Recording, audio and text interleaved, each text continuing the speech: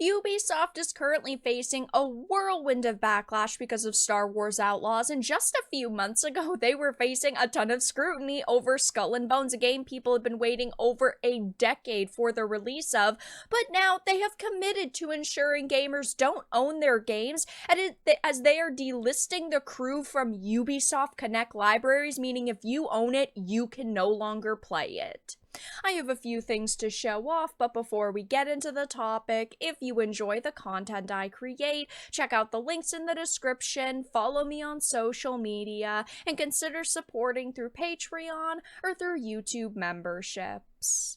Now, obviously, we have seen a ton of video games release, them sort of die off, and servers be shut down, but most of the time when servers are shut down, you can still access the offline play mode, but that is not what is happening here, because Ubisoft is basically ripping this product away from anybody who already owns it. This is a That Part Place article. It says Ubisoft is committing to its stance that gamers must get comfortable by not owning their games, as the company has systematically delisted the crew from gamers' libraries, essentially preventing players from playing the game. It is one thing to shut online servers down and you have to play offline. At least the product I still bought is still accessible in some way, shape, or form, but that is not happening here. Ubisoft's director of subscriptions, of course, in January said that a shift needed to happen where gamers would get comfortable with not owning their games. And of course, that's coming from a director of subscriptions. It is his job to make sure that an all-digital future happens, because at the end of the day, without an all-digital future, he would not be, in the position at the company. But of course, gamers revolted against this. When you spend your hard-earned money on a product, you shouldn't be forced to get comfortable with not owning your game and companies being able to rip it away from you at any point. He had said, one of the things we saw is that gamers are used to, a little bit like DVD, having and owning their games. That's the consumer shift that needs to happen. That is not a consumer shift that most people are ever going to be okay with. That is not something that is going to happen, period. There are always going to be people like me who will buy physical as long as possible and who will revolt against these companies. And ultimately, these companies are probably going to be getting sued for situations like this the more that they happen. People will always try to find a way to fight against them, and ultimately people will boycott your products and no longer support you and your company. And of course, without gamers and us opening up our wallets, you're all out of jobs. However, now, it appears that not only does Ubisoft want gamers to get comfortable with not owning their games, but if the company decides to shut down any of their games, players won't have access to the game when they feel like it. Ubisoft announced in the middle of December that the crew would be shut down, but we didn't have any other information, and now we know in a blog post the company stated today, the crew, including all its editions and virtual currency packs, will be delisted from all online stores. The game was remaining playable until March 31st, 2024, for all the Crew 1 owners, and after the state, the servers would be shut down, which means that the game would not be accessible anymore on any platform, including PC, Xbox 360, Xbox One, PlayStation 4, Amazon Luna, and Ubisoft Plus. The company explained, "We understand this may be disappointing for players still enjoying the game, but it has become a necessity due to upcoming server infrastructure and licensing constraints. Decommissioning a game, and especially our first one, is not something we take lightly. Our goal remains to provide the best action-driving gameplay experience for players to deliver on,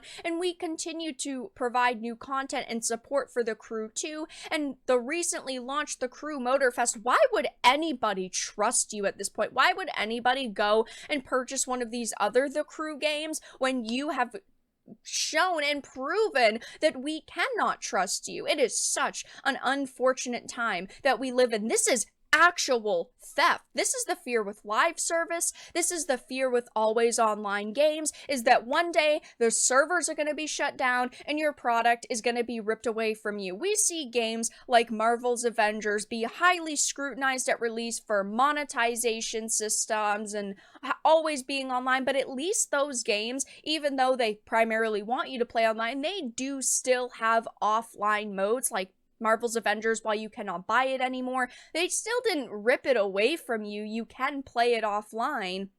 But we're seeing more titles released where the developers have become extremely lazy and they're not putting offline modes into their releases. Look at something like Suicide Squad Kill the Justice League. Even though it is an awful game and I highly recommend you stay away from it unless it's like $5 in a bargain bin somewhere, there is currently no offline mode. And we're already hearing rumors that come Q1 2025, they will no longer be supporting the game. And of course, that means things like they're not going to be adding any new content. The dev teams are going to move on, so there's not going to be any sort of, bug or glitch fixes. There's going to be no one actively working on it. But at the same time, there is currently no offline mode. So if they decide to wind down the servers, the game is going to be dead and it is going to be gone. And even though I don't like the game, I still pay for it. I still expect to have access to it in 5 years or 10 years if that is what I want to do. Again, we have seen so many companies just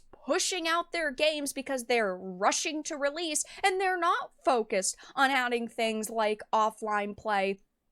And when it comes to something like Suicide Squad Kill the Justice League, because it was such a failure for Warner Brothers Games and for Rocksteady, I don't think that they're going to put the time and the effort into creating that offline mode. That is something that your game needs to launch with, period. It is just as simple as that. And companies like Ubisoft do not give a fuck. They're saying things like, oh, we're so sorry and we understand this may be disappointing. No, this is awful. This is actual theft. It is a tough time to be a gamer because while we still get a lot of fantastic game releases and a lot of really good content, we have these major companies completely fucking us over time and time again. And we look at something like Ubisoft, we are the reason why they are one of the largest video game publishers in Europe, why they are such a common name at this point, a household name, because we supported them for so many years. And what do? They screw us over time and time again. This is actual theft. This is not okay at all whatsoever. And I will continue to call out companies like Ubisoft who think that this is acceptable. I know that they have been getting blasted recently for Star Wars Outlaws. I myself have been roasting them for it, and that is not going to change anytime soon until they actually start respecting and listening to us consumers. And unfortunately, I think a lot of companies like Ubisoft are too far gone at this point.